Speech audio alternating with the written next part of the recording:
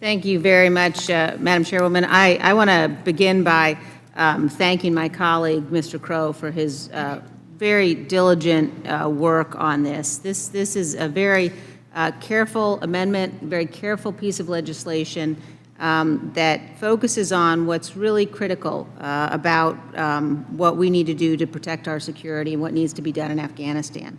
We need to make sure that we're denying terrorist safe havens. We need to make sure that we are able to continue counterterrorism activity. I listened to my colleague, Mr. Gates, say that, quote, we started it.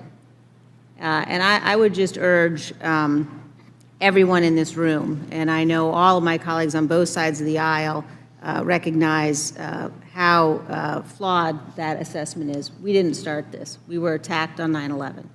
And the reality of the situation is Al-Qaeda, ISIS, a number of those same terrorist groups continue to operate in Afghanistan. In fact, we have reports that Ayman al-Zawahiri has been in Afghanistan recently, may be there now.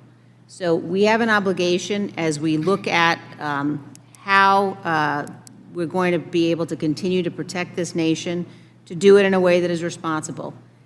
This amendment has a waiver. It does not, as my colleague Mr. Gates said, tie the president's hands. But what it does do is it lays out in a very responsible level of specificity what is going to be required if we are going to, in fact, make decisions about troop levels based on conditions on the ground and based on what's required for our own security, not based on political timelines.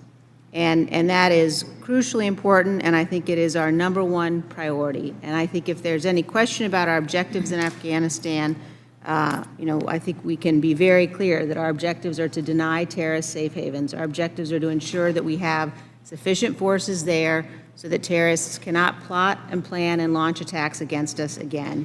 And that is absolutely crucial for us to be able to maintain our security. So I support this amendment, and I urge my colleagues to vote in favor of it.